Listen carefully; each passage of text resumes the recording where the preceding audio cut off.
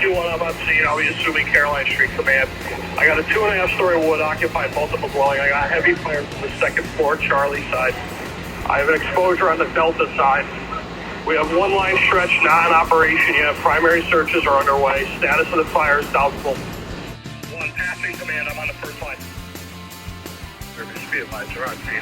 2-story wood frame. I got heavy fire from the Alpha side.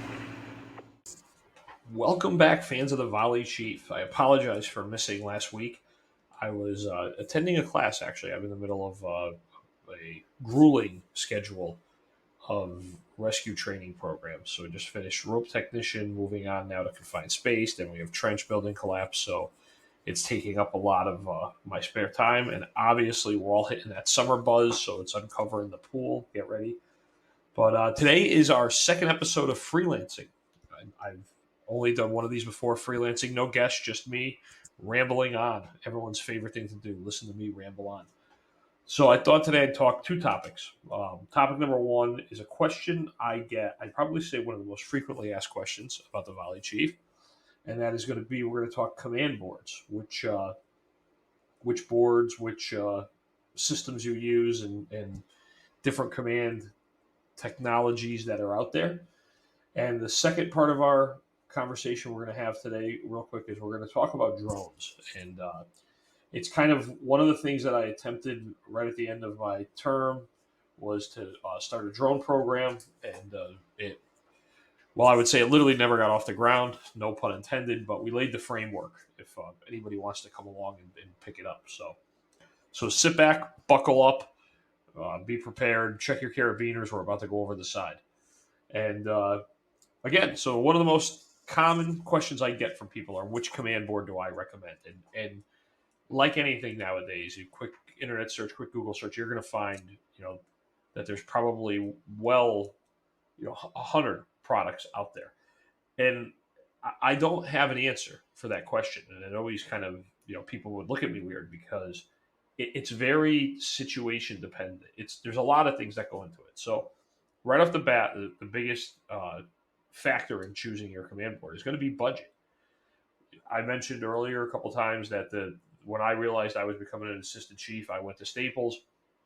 I bought a really official looking clipboard, slapped a fire department sticker on the back of it. Then I immediately went into some Microsoft Office mode, and I created my own incident checklist. And I created one for just a structure fire. And that was it. At the time, the city Derby here, we didn't issue chief's vehicles to each chief officer. So only the head chief got a car. The other 3 chiefs, we got our gas taken care of. So that was it. You receive fuel for being chief. So I knew that I needed something small, something that would fit. I was driving my 4-door Jeep Wrangler at the time, something that would fit in the back of the Jeep, not take up a lot of space, and more importantly, something inexpensive, because at the time, we only operated with one command board for the fire department, and that was in the chief's vehicle. We had 2 command systems in town. You had the fire department had the command board that was in the chief's vehicle, and then the ambulance corps had their mass casualty command smart triage kit and the heavy rescue. So honestly, it's personal preference, but budgeting is the biggest thing. You look at what I did in my car. What did that cost? It cost me the price of a clipboard and a couple of copies at Staples on a card stock material. So I probably spent under $50, and I was ready to go. You can make. We talked about this before. I'm a big fan of checklists. You could make multiple checklists, right? You can make a checklist for an MCI. You can make one for a tech rescue. You can make one for an active shooter incident, or just obviously your structure fire incidents, hazmats. And again, the reason why I say checklists are an absolute must, especially in our world of volunteer incident command, you got to be honest with yourself, right? How many times a year are you running that type of incident? As a volunteer fire chief, how many working structure fires are you running a year that you can be that proficient? I mean, even a lot of paid chiefs, are you running that many incidents that you could memorize, rattle off, and as situations change, you don't need that bit of adapting. So checklist for me, always a must. I think people overcomplicate them. Keep them simple. units, assignments. You use your acronyms, use your mnemonics, whatever you want to put in there. Uh, I had mine very simply. Companies on scene, officers on scene, what assignment, who was doing what. Did I have mutual aid? Did I have cover companies? Did I make notifications, right? Because you have to notify people when there's a fire. You got to notify Red Cross. You got to make sure you have a fire marshal, building inspector, uh, the mayor, right? Call the mayor. Hey, mayor, let you know there's a fire in town. So those types of notifications were on there. But on the back, I had a bigger section in red for Mayday. So if I had a Mayday, I could flip it over. My aide at the command post could make sure that we were checking all of our boxes, no pun intended, and you can run the incident. So my little command clipboard, as I called it, I think it was well stocked to handle a lot of different incidents. And again, smaller departments, smaller budgets, $50 in a clipboard, some pens, a couple Sharpies, and some heavier card stock from Staples, and you're off the ground running. Most departments nowadays are running the big suitcase type command systems. Um, Depending on your preference, there's like Case Commander, and those get well up into the thousands of dollars, and they do a good job. We had Lieutenant Hathaway on here with Curb Appeal Customs, right? He made the custom slaps to go over the tops of them to make it even easier, and to if you have specific buildings in your districts that you know of that you have common incidents at. A lot of them, they come very customizable. They'll print out the company when you make them. They'll customize the board to your department. They'll give you all your apparatus, your neighboring town apparatus, as little magnets so you can move them around the board. Do the old like World War II map with the stick, trying to move the units into the positions. But those are I like those. The problem with those again is that they take up a lot of space. So if you're using your personal vehicle, if you have a smaller chief's vehicle, a suitcase sized command system might not be the appropriate place to put it. Even if you're keeping them on apparatus, you have to ask yourself what apparatus are going to respond. Do you need to buy one for every apparatus? No, but you should have one, maybe two in town, and then go with the command clipboards in each apparatus. So this way, if you do have a single engine pull up on something and it starts growing and there's no chiefs around during the day, you can convert back to that command clipboard, and it's better than nothing. It's what we got, right? It's the system that we made. I never had a preference over the suitcase ones, right? There was like I said, there's 100 different ones if you go on the Google search and start looking through and seeing the different boards out there. But again, just what fits for your department, and that's what you have to ask yourself. So when people ask me what I recommend for a command board, a lot of times I say, well, what would you recommend? What would fit your department? If you're a department that commands from the car, is a suitcase command board what you need? Something smaller. Again, back to the command clipboard or one of the smaller command boards. Also some common problems with the command board, right? There's usually a light in it. Make sure the battery's charged or the batteries are changed. Sharpies, dry erase markers. Always rotate them out whenever you can, because it always never fails, right? You get to an incident, you open up the command board, you take a dry erase marker, not a Sharpie. Take a dry erase marker out, you go to start writing, it's dead. So you throw that one, you grab another one, it's dead. So you got to make sure you rotate your dry erase marker stock. Very, very important tip right there. It's like don't cross the streams. The other thing too is make sure you clean the board. Again, nothing worse than you arrive on scene, you have a working incident, and you pop the board, and the last incident is still on there. That will derail an incident commander and a chief's aide more than anything, because it's going to trigger the memory, right? So you're looking at the building in front of you, you pop the command board open, and you look down, you see a fire from a month ago, which now all the dry erase is completely dry, so you're trying to rub it off, and you see the aide trying to rub it off, and now you're trying to help them, and it just becomes annoying that you're standing out in front of this building, you're trying to clean the board because the last person didn't use it, you're trying to set up operations. It really hinders you. And as dumb as that sounds, think about how it would play out in your town, right? See the chief pop the board, and he's going to shake his head because it's not clean, and the aide's going to start trying to scribble, and everyone's going to come over, and someone's going to come over and eventually lick their finger, try to get the stuff off. it just turns into a situation. We'll leave it at that. So, bottom line is, what command board works for you? Do you need to spend money? Do you have the money? If you don't, what can you work around? We're very, very ingenious in the fire service, and very, necessity is the mother of invention. So, can you invent something that works for you? Do you need a $2,000 command board when a $50 clipboard and paper from Staples will work? So that's my 2 cents on command boards.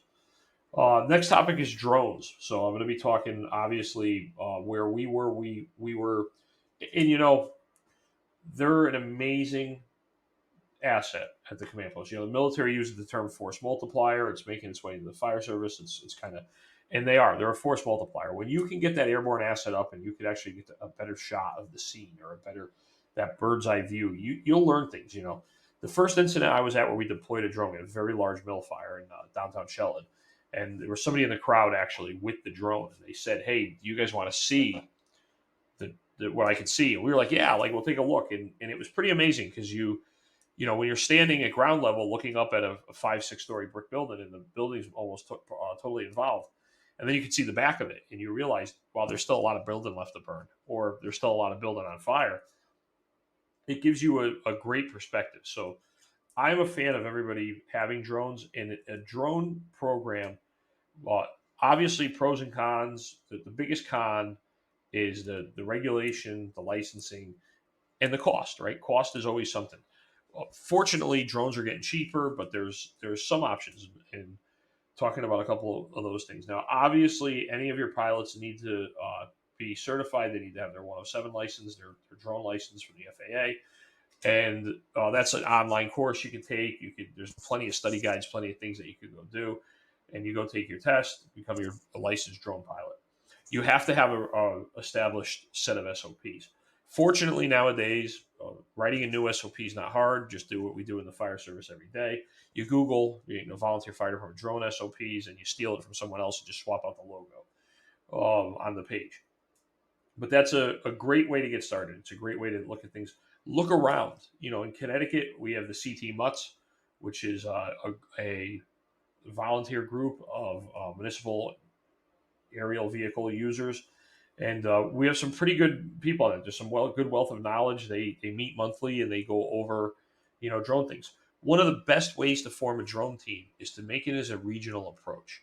And it might not be just regional as, multiple fire departments. Bring in law enforcement, bring in EMS, bring in your other agencies that might need that drone. And this way, you want to apply for a grant. And that's one thing that we can have a whole topic of conversation on grants, because the amount of people that told me, "Oh, you can just go get a grant," but there's no grant. You can't find them. Like everyone's like, "Oh, go get a grant. Go get a grant. There's grants for everything."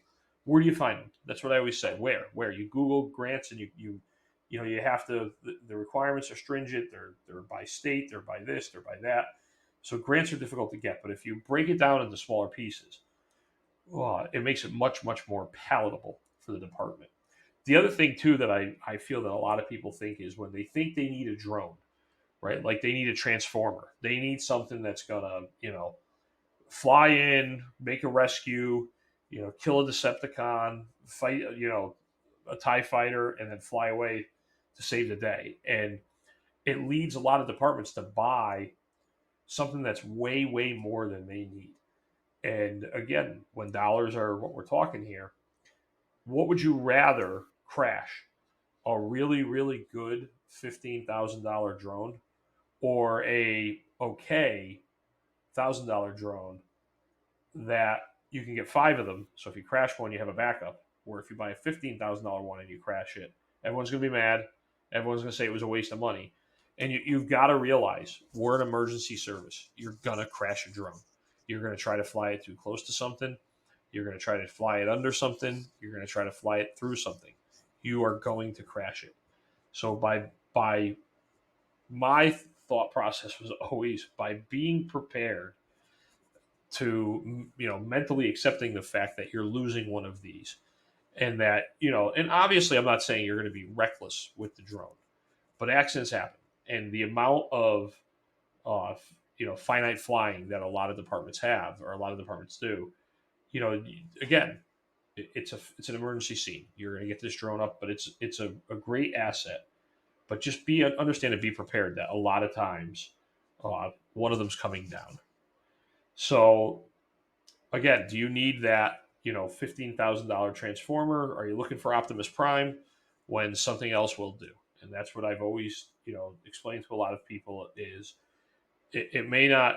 A wise fire chief once said to me, "I'd rather buy everybody good things than a few people great things." So it's just something that I've always stuck with that. Training, have mandatory training requirements for how many flights, how many flight hours a member needs to be quote unquote on the drone team. Because again, liability world, FAA rules, things like that. You really want to keep those hours in check. You want to keep the person flying. You want to keep them in the air. And this is another one of those great marketing or recruitment and retention tools that I think the fire service should lean on a little bit more, is the ability to form a drone team to help the emergency services in town will attract new members. You might get a couple of people that they didn't want to join the fire service to be a firefighter, but now that you have a drone program and you're looking for drone pilots, that might be something that they want to get into. And the technology is ever expanding. The drones are getting easier and easier to fly. So I tell everybody it's a great way to bring in new members, and I highly recommend that is used as a recruiting tool. So we did write a policy. If anybody wants the policy, shoot me an email, and I'll gladly send it to them. I'm about it. That's about it. We're at almost about the 20-minute mark, and again, this is another freelancing episode, so it's just me rambling on, as bad as that could be. So I'm gonna call it a day now. And a couple of reminders coming up. We still have the ambulance driver 5K at the Bad Sons Brewery. Put a link down below if you're interested in running that. That'll be a good time for the ambulance corps here in Derby. It's starting and ending at the Bad Sons Brewery. Looking forward to it. It's July 10th. And then November 13th, we've teamed up with the Hops and Halligan crew. And Jeremy Dinch from National Fire Radio is coming to Derby for a sit down. Once again, at Bad Sons, I got to give them a lot of credit. They're being a great partner in this. So that's it. As always, David Lenart, the Volley Chief. Thank you for listening. Like and subscribe. Make the machine of the internet work for me. If you'd like to be a guest on the show, shoot me an email. It's thevolleychief@gmail.com, or just comment. And have a good night. Be safe.